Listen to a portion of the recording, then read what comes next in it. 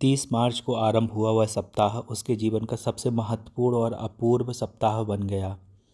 बाद में कई बार उसने सोचा, यदि जितिन उस दिन मद्रास ना गया होता तो उसके जीवन का क्या रूप होता।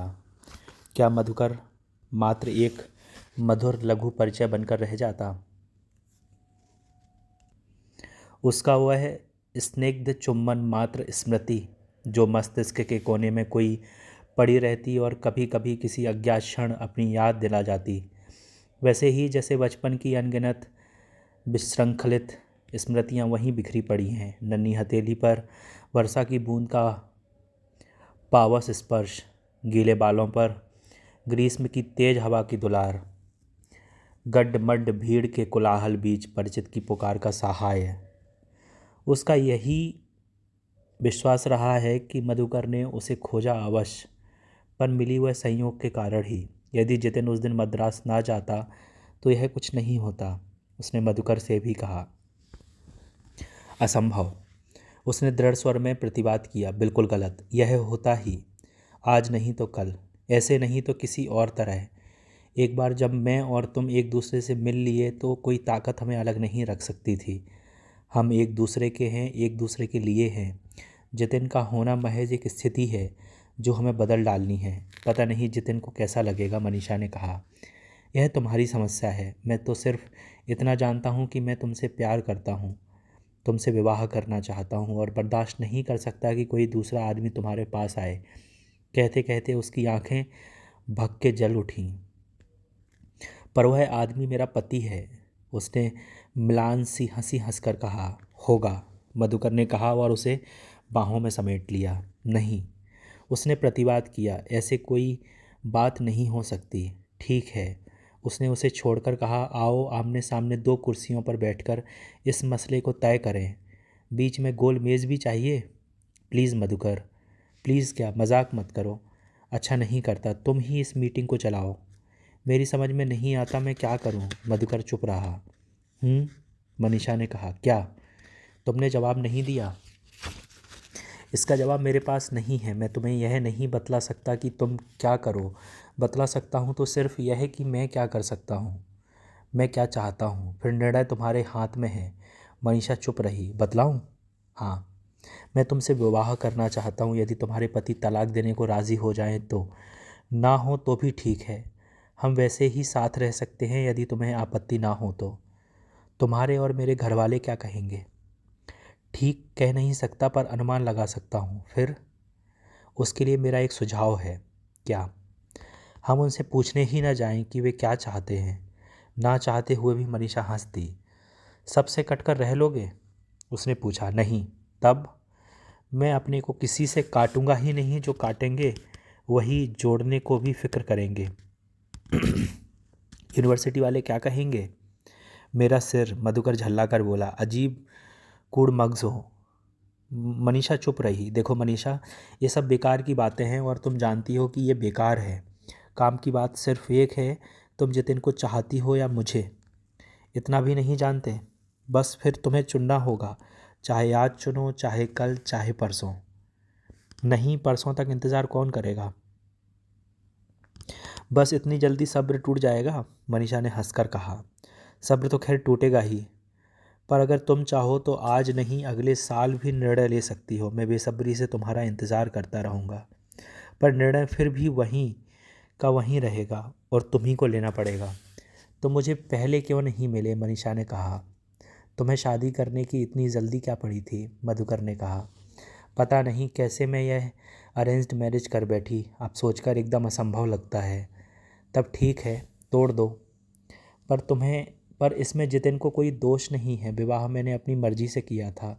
मैं कब कह रहा हूँ कि दोष किसी और का है? दोष तुम्हारा है और सिर्फ तुम्हारा।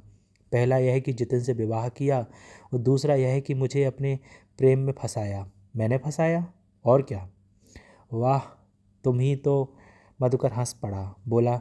वही ना, ना तुमने मुझे फंसाया ना मैंने तुम्हें। जब हम दोनों जैसे चुंबकीय आकर्षण से खिंचकर एक दूसरे से टकरा गए, पर अब जब टकरा ही गए हैं तो कुछ ना कुछ तो करना ही होगा। मैं जितिन से बात करूंगी। कब आ रहे हैं? कल शाम को। कल? मधुकर एकदम गंभीर हो उठा। मनीषा, मैं बर्दाश्त नहीं कर सकता कि कोई दूसरा पुरुष तुम्हारे करीब आए। तुम मेरी हो, सिर्फ मेरी। कल के बारे में सोचकर ही मेरा दिमाग फटने लगता है। कमाल है, ईर्ष्या जितिन को होनी चाहिए ना कि तुम्हें। उन्हें नहीं होती तो मैं क्या कर सकता हूँ, वे बड़े आदमी हैं। इन छोटी मोटी बातों को आसानी से झेल सकते हैं, पर मैं नहीं झेल सकता। यह मेरा जीवन है, मेरी साधना, मेरा पागलपन, मेरा सब कुछ। सचमुच जितने में बड़प्पन बहुत है। सहसा मनीषा कह उठी, तो देखा जाए तो हम दोनों से बेहतर आदमी हैं। होगा होगा नहीं है। अच्छा है तो। सवाल बेहतर आदमी का नहीं है, सवाल है कि तुम प्यार किसे करती हो। तुम्हें। तब मैं बात करूँगी, सिर्फ बात, मधुकर ने कहा। फिर स्वयं अपने पर लज्जित हो उसे पास खींचकर उसके बालों में मुंह छुपा लिया। मैं तुम्हें प्यार करता हूँ, उसने कहा। तुम्हें चाहता हूँ, अब, यहाँ, हमेशा, जहाँ भी हूँ। ओ मधुकर, तुम मुझे पहले क्यों नहीं मिले। मधुकर के लिए मनीषा के मुंह से एक बार फिर निकला।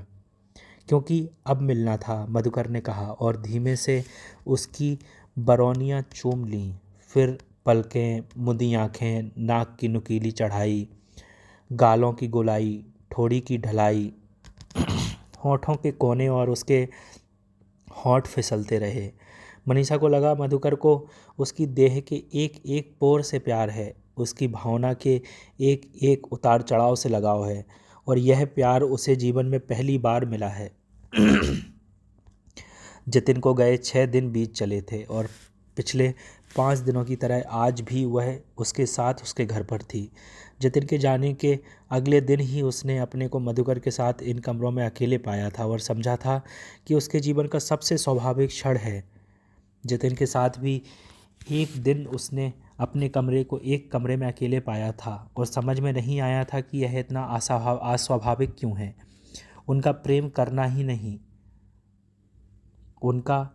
उसका उस कमरे में होना भी। कमरे में वह इसलिए थी क्योंकि उन्होंने विवाह किया था अपनी मर्जी से सोच विचार कर। बस इसीलिए ज़रूरी हो गया था कि वे एक दूसरे से प्यार करें, अपनी मर्जी से सोच विचार कर।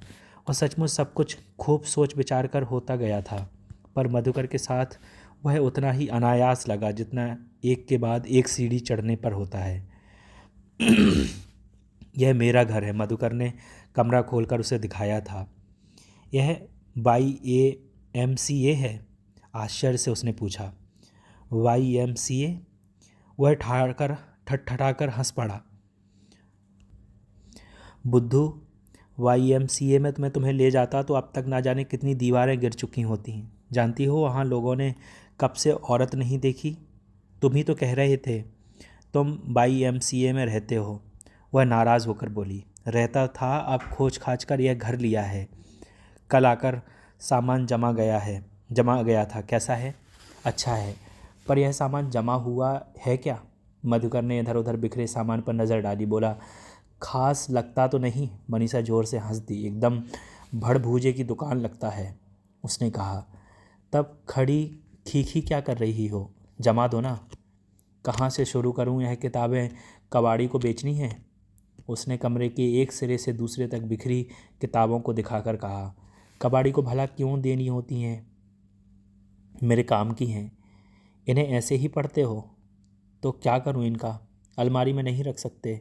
अलमारी? ओ हाँ, अलमारी रख सकता हूँ, ले आऊँगा। अभी तो आया हूँ भाई। गनीमत है, मनीषा ने कहा। ले आओगे? तुम ना कहती तो शायद ना लाता, मधुकर हंस दिया।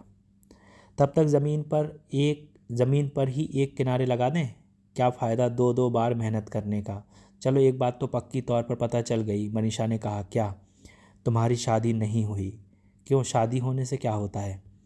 बीवी उठाकर इन सबको कबाड़ी को बेच देती। कैसे बेच देती? मैं सिर नहीं फोड़ देता उसका।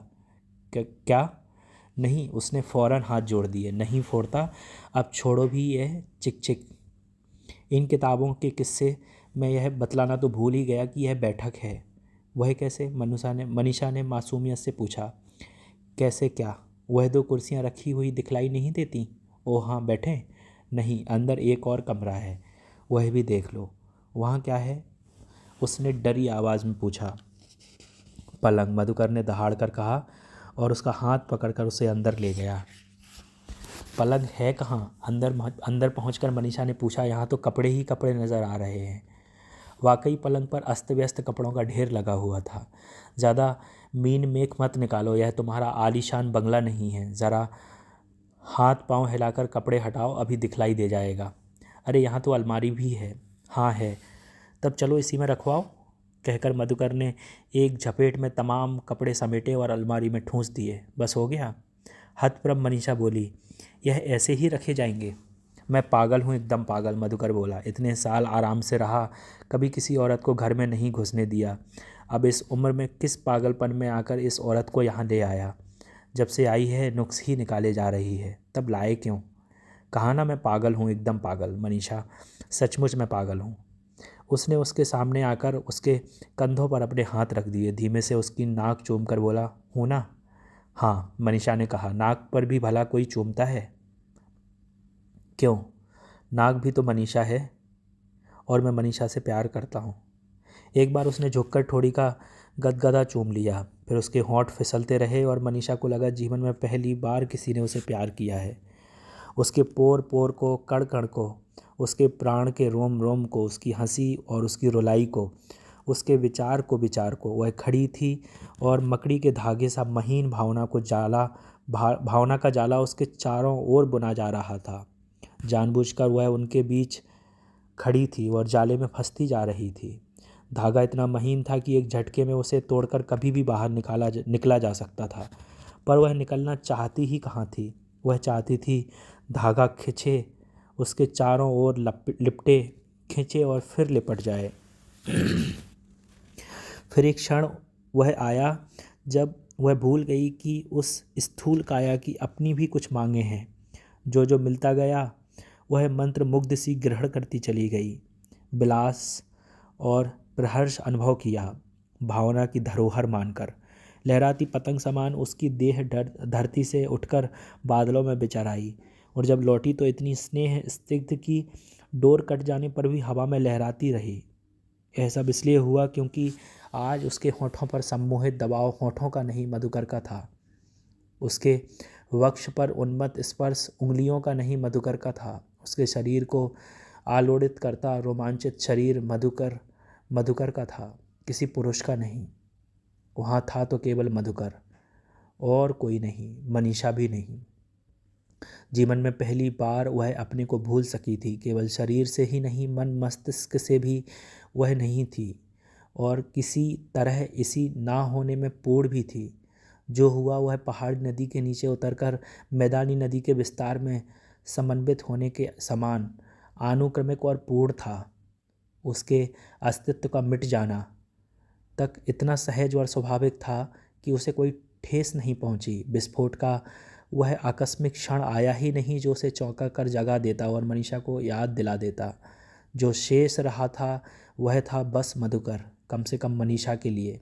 हो सकता है मधुकर के लिए मनीषा शेष रही हो। क्षण के आगे समर्पण करके सदा के लिए उसे स्मृति में संजोया जा सकता है, पर घटित समय में बांधकर नहीं रखा जा सकता।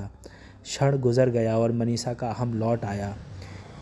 वह मनीषा राय है, जितिन राय की पत्नी।